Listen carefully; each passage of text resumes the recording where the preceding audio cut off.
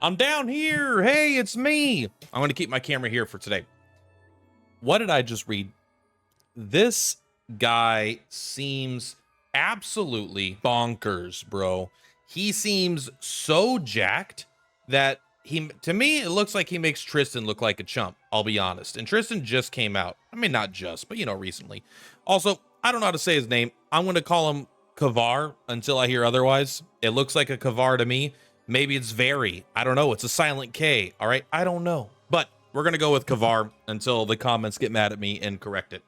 So let's kind of go over his kit. This will be semi in depth, but we're not going to go all the way in because I assume once I pull him, I'll do like a more actual build and we'll go over each of his skills once I can experiment with them. There is going to be a little bit of speculation here. Speculation. I am a janitor. I must speak as such. But let's just jump into it. So default, his trait is kind of, believe it or not, it's good. There's a lot going on in here. Traits have become secondary skills a lot of the time now, right? Tristan gets an extra skill from it. And Kvare is also going to be the same. So HP and magic attack are increased by 3%. That is very low, but it does scale up every single star level. So it is kind of quick. Still 3% is nice. 3% HP is actually quite a bit too. Gains an additional skill roster. I don't know if this is going to be called roster. That's a weird name for a skill. I think it might be called like bounty or something in the game. Maybe I'm wrong, but point is, roster is a skill that inflicts roster. Whoa. And life loss equal to 30% of the character's magic attack on enemies without roster for 3 turns. So, but what does roster do? Roster is a debuff at the start of the turn. It inflicts 2 random level 2 debuffs on the target for 2 turns. So it's a debuff that has 2 more level 2 debuffs. When roster ends, or when the target is attacked and enters the dying state, you summon an assassin to deal 100% of his magic attack as piercing damage and then removes roster. So either after 3 turns when it naturally expires, or there's some skills that can remove it, or if they enter the dying state, that will cause this to trigger. Boom, that's a bad snap. That's better. He will summon an assassin to attack him. It's not guaranteed to kill him or anything, but it will do a good amount of damage. But they do also have the life loss on them while this is going as well. So very good skill. But it's not that you think we're done. That was only 1/3 of his trait. Come on. It can be used up to 1 time per round. I don't know the energy cost on this, if I'm being honest. I don't see the energy cost here, but we know it has an energy cost based off the wording of the star of the trait. But when removing roster from a target, he gets 5% more attack and defense, up to 20%, lasting until the end of battle. So once you've removed roster from 4 characters, he just has 20%. He has a built-in devil card. Like, you don't need to kill things to get it that proc, but like, this is a stacking attack and defense buff on top of everything. So this is kind of crazy. This doesn't seem like it's a fast thing to trigger. So it maybe is a little more akin to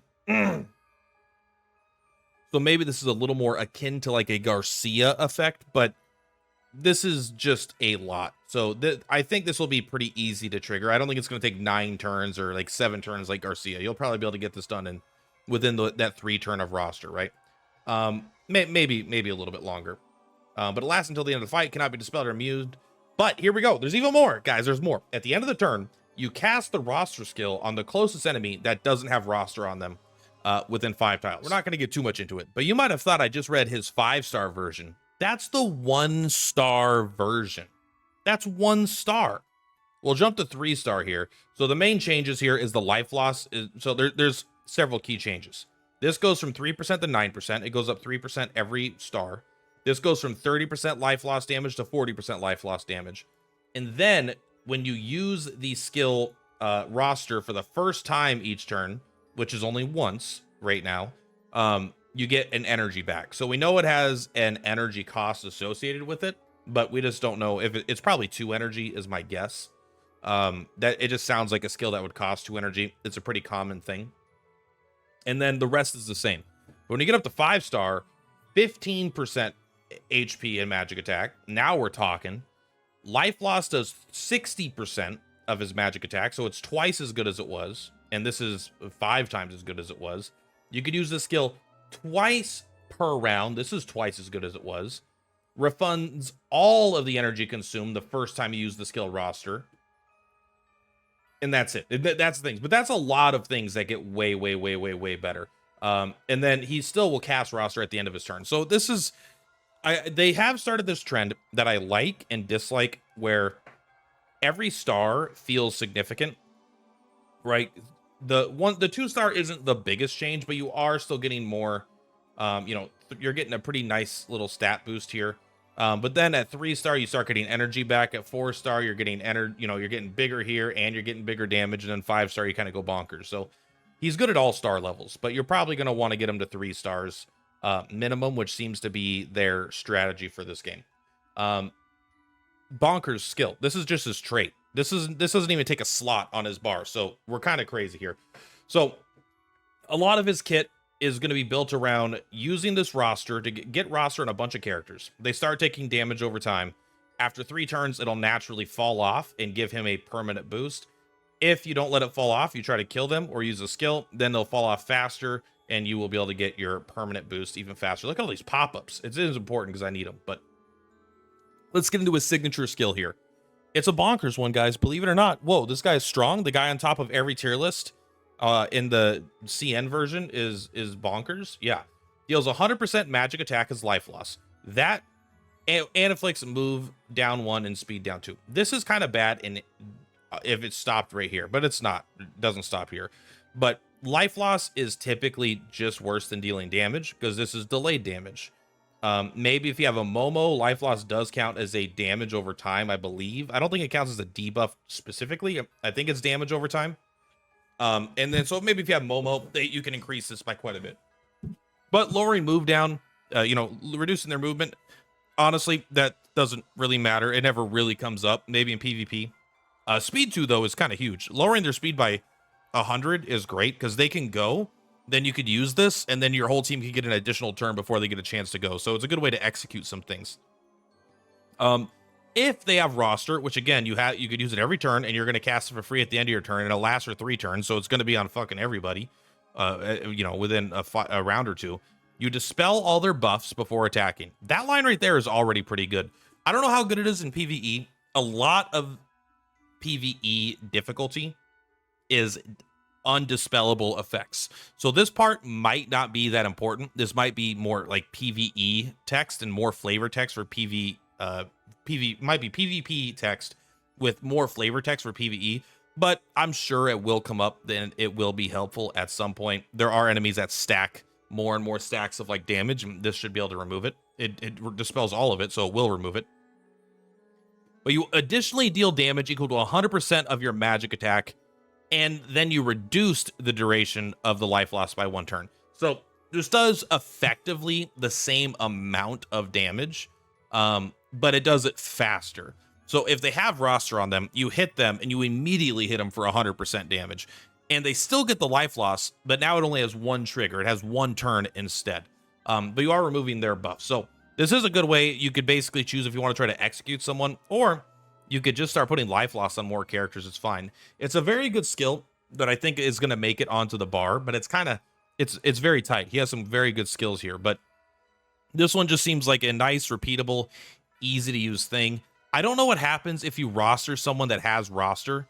Like, can you target a character that, like, there's a few things that I don't know.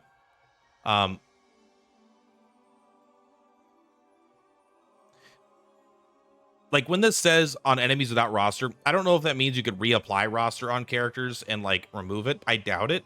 So I'm not sure what happens if you do that. Also, I don't know if inflicting multiple versions of life loss can kind of stack as separate debuffs, or if only the strongest version affects them. Like if I hit them with the 30% life loss and then I hit them with 100% life loss, do they have 2 different life loss debuffs? I don't know. That's just something I haven't experimented with a lot. I'm going to assume yes, because so much of his stuff has life loss. There is a little bit of a weakness there where if an enemy is dispelling themselves, like they could just knock this stuff off because it doesn't trigger until the end of their turn.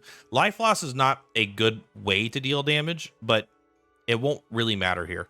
Now, these are 2 interesting skills, and I'm actually not sure which one I would take. Will of Victory just seems This is the most ridiculous skill they've ever added in this game. I don't even know if I want to use it. I'll probably get them both on. I'll probably just get this one. But I do like Unforgettable Erosion. Let's go into this first. At the end of the turn, passively, you lock onto one enemy within 3 tiles. You do 2 random level 1 attribute debuffs. This is bad. But you do a nice little 40% life loss. Point is, I'm changing my mind right now. This will not make it onto the bar, even if you pick it up. So do not pick this up. Pick Will of Victory, because this is, although it's cool, if you're at level 60, this is never going to make it to the bar because of other skills we'll get into in a second. So, what is Will of Victory? It grants potential burst to an ally for 2 turns. Whoa, that's pretty good.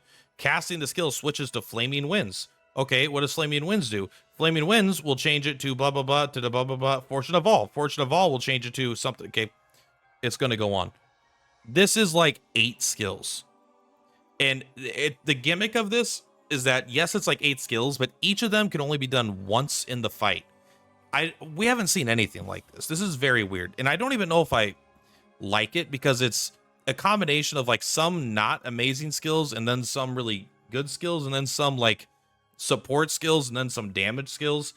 I feel like this will be a very, very clunky ability to use. Maybe it's just broken, but I haven't used anything kind of similar to this. So to quickly run through it, potential burst number 1.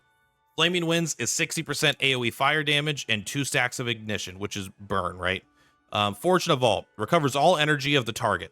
That's an instant skill. So he has a couple instant skills in here, which will speed it up. But again, I don't even know if any of these I don't know if any of these have any cost with them. But also, when you're using this, you're going to want to go through these as fast as possible to get to the final one, right? And then probably save the final one for when you really want it. So, recover all energy of a target. That's very good. Think of characters like a Gust. Think of characters like a Combe, right? Someone that has like 9 passive energy. That could be very good on him. Chill the Ocean. Deals 100% ice damage to enemies and inflicts frostbite. I don't know what frostbite does, but I bet it's damage over time, or it might just slow them down or something. Golden Power. It's another instant skill. Recovers all HP of the target. I don't know if it can include himself or if it's only other characters. Wrath of Thunder. Single target attack. Deals 180% damage. Dispels all buffs. And before attacking, and then immediately triggers roster and all damage over time effects on the target. So this is one of those ways you can instantly remove 1 stack of roster, but it's a little weird because you can only do that once. I don't know if I want access to each of these skills one time over the course of a fight. I'm going to take the skill and I'm going to put it on the bar, but I don't know if I'm going to run it over conviction all the time. I think this might be, I just can't really, I need to get my hands on this ability and actually use it to see if it feels absolutely bonkers or just slow and clunky, where the abilities I want, I'm getting them in the wrong order. Because I'm not going to hold on to the recovers all energy of the target or fully heal a character until it's optimal. I'm just going to use this stuff and keep moving to the end, probably. But we'll take a look. I'll reevaluate it more when I have a better idea here. Neither of these skills are going to make it. They're both, well, this one is very bad. Victory before battle. Each time an enemy with roster is defeated in battle, you recover HP, energy, and 2 random level 2 buffs. This is what Dandelion has passively. This is just like not, who cares? This is not good enough. I think that there's no way that this will make it onto the bar given the other skills that you have. You're competing already with 1 and 2, like Conviction and Will of Victory. Is this really going to be your 3rd? Yeah, right, bro. Kvare's Gift heals the target for 40% of magic attack and causes the target to share 50% of the damage taken by the character. Single share does not exceed 70% of his max HP. So I believe this means that if he dies, he took 100% of his HP as damage. Only 70% of that is going to get shared. And so I assume that no matter what you do, like after you have shared 70% of the damage you've taken, if you've shared damage equal to 70% of your maximum HP, this turns off, right? This no longer does anything because it's a single share. Now I could be misreading this. This could mean in 1 attack, not in 1 course of the ability, right? Because the ability lasts for 2 turns. So maybe that means if you get hit multiple times and you're healing up and getting hit again, you can actually exceed that. But this, I don't know if this means in 1 hit where you get hit for 100% of your life, it only gives 70%, and then if the ability falls off, or you could trigger like 10 hits each for 10%, and that would do 100% because none of them exceed 70% specifically. Not 100% sure, but either way, it's a very interesting mechanic. Cannot be dispelled or you can't be immune to it. If the target is an enemy, this can target an enemy. You inflict stun on them for a turn. This is a very interesting skill to pick on an enemy. It means you want to get yourself... He doesn't have a way to hurt himself. So there isn't, like... This would be something that would be so cool on Guzman, where he could just, like, use his Furious Pursuit, and when he damages himself with that, he also hurts them. And when he uses his Evil Luxite, he also... But let's stop talking about Guzman, all right? Different video. Inflicting stun for a turn is very good. A lot of things are immune to it. Maybe it's not that good. I feel like this might be a PvP skill. Affecting an enemy. Because in endgame, enemies have, like... In the tower, right? The guy has, like, 1,000,000 HP. And you have, like, 8,000. Maybe you have... If you're on the high end, you have 8,000. Maybe you could break 10,000 on this character or something because of, like, the 15%. If you're stacking HP. But I don't feel like putting it on an enemy is actually PvE. I think this is probably very annoying in PvP, though, where you could stun one of their characters, and if they try to kill him, they're also killing their own character.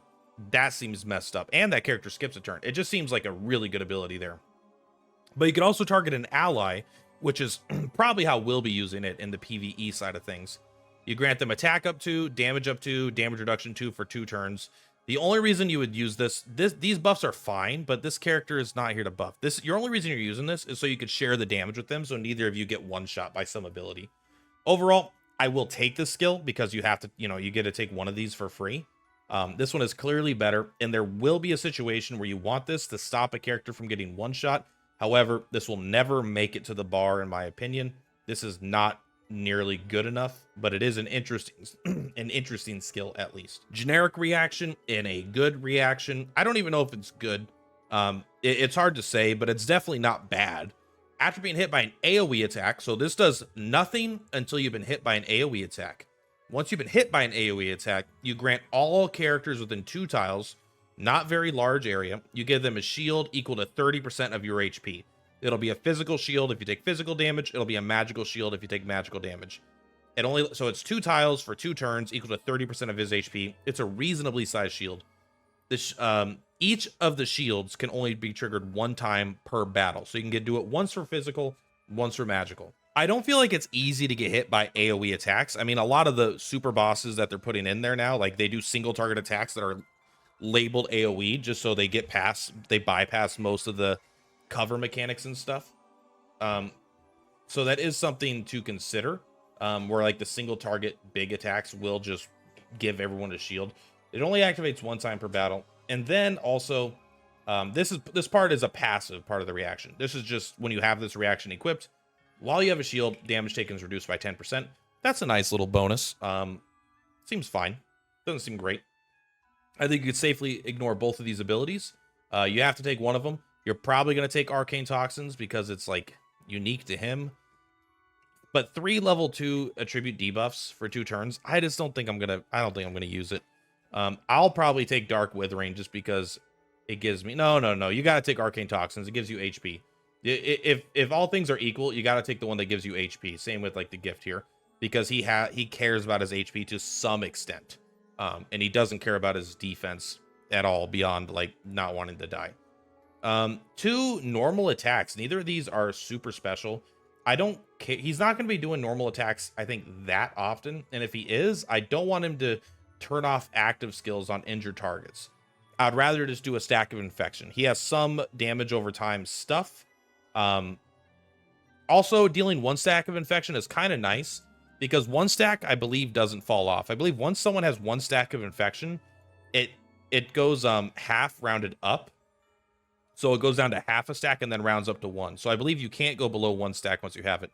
I might be misremembering that. I haven't really played with infection like a lot since old tower days, but this is a reasonable skill. Infection is not incredible, but it is good. This is something you might want to use with No Will. You can get extra stacks of infection. It's going to work good with Momo, right? Because more damage over time stuff. It's going to work good with SP Saf because now you're going to do basically a free stack of infection. And honestly, this is going to be... It's going to be very easy to put characters asleep if you have like SP Saf and No Will, but this could make it a little bit better as well. Either way, neither of these are super impressive, but I'm probably taking the infection here. Now, this is something brand new that we have never seen before, and I don't like it, but it's not the end of the world. We have to, you have to take the skill on the left. If they let you take the skill on the right, I will be upset at the game. Why will I be upset at the game? This is a passive that specifically only does anything if you have this other skill on the other side. I don't like this. I really think Wither should be somewhere else here, because this is, there are soft forced Castalia in the game. Like, there's a lot of characters where if you open up the game and I go like, let's pick some. Coco's a perfect example, right? You really want both of these skills. You want Potluck Protector, you want Coco's Treasure Chest, but it's not required to get them in order to have a good character. You could absolutely just bypass the treasure chest and just use something else that's good, but not as good. But that's what I would call soft, like, Castalia usage. This is hard Castalia usage. If you pick up this skill, like this skill, if you pick up this skill, it doesn't do anything unless you have this skill. It directly references the skill across from it, which I don't like. But it's good. This is why I'm saying this is rough, right? If this takes a slot and this takes a slot, you have one slot left. Are you really going to be using any of this stuff? Either of those, either of these? No way. No way. So you might use, this is where you're kind of fighting between Will of Victory and Conviction. I haven't yet decided which one's better, but let's actually read this ultimate ability here. It's kind of insane. Deals 40% of magic attack as piercing damage. Piercing damage is good. It just like bypasses defenses, right? It ignores their defense and their magic defense, and it's direct damage. It's the most powerful damage type unless an enemy specifically has piercing resistance. To all enemies within 6 tiles? 6 tiles. That is the craziest range. That is a super far range attack. It hits all of them for 6 tiles. 40% isn't that much, but it is a great damage type.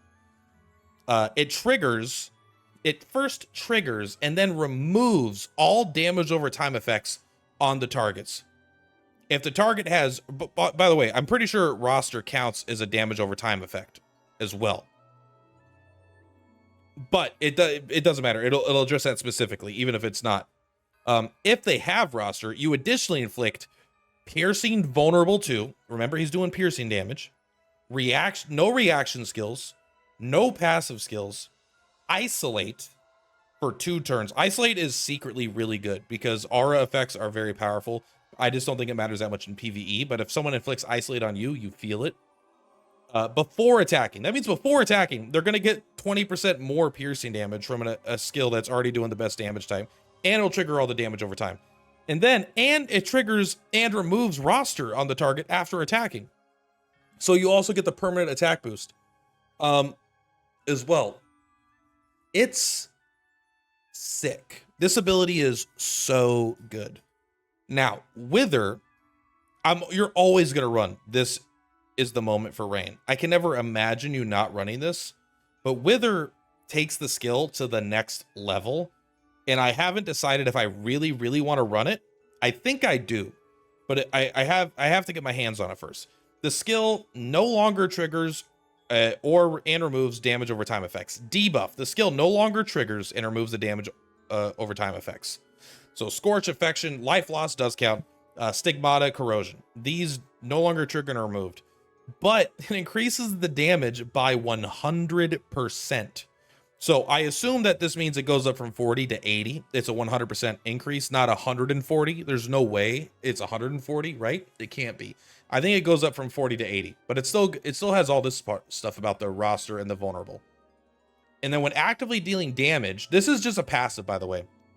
This is a passive that is not related to the rest of the skill, a second part of the passive. When actively dealing damage with a non-instant skill, additionally inflicts 60% magic attack as life loss on the target for 1 turn. So this means this is a non-instant skill. That means in a 6 range tile, you're going to be doing 80% magic attack, 60% life loss, while also triggering, you know, the roster. I don't know if it triggers it or it triggers the roster and then removes it. And then it also does vulnerable, piercing vulnerable, reaction skills, passive skills. I mean, it's just like, what the hell is this? You can only do it once every 3 turns. Oh no, guys. You can only do this insane thing once every 3 turns. If only you had something to do in the meantime. Oh wait, you have access to your roster skill also every single turn. And you also just get to you get to start going through your will of victory or your conviction, depending on what you want to do. I think I'm more of a conviction guy, but I haven't decided yet. Or you could just run a passive. You could just be running the roster every turn and then have another roster or life loss triggering there. Like, I don't even know. This character's jacked. This character's actually, he feels to me bonkers and like the best AoE damage dealer, but you're reading some of these skills and like, yes, it's AoE, but it seems like to be on par with single target damage. Maybe like, I'm not sure if he could actually kill a single target faster than like a Tristan all in on single target, but he has good single target, but this is an insane AoE attack. 6 tiles for that effect. I don't know, man. This feels crazy, but that's all for this one. Let me know what you think about the character.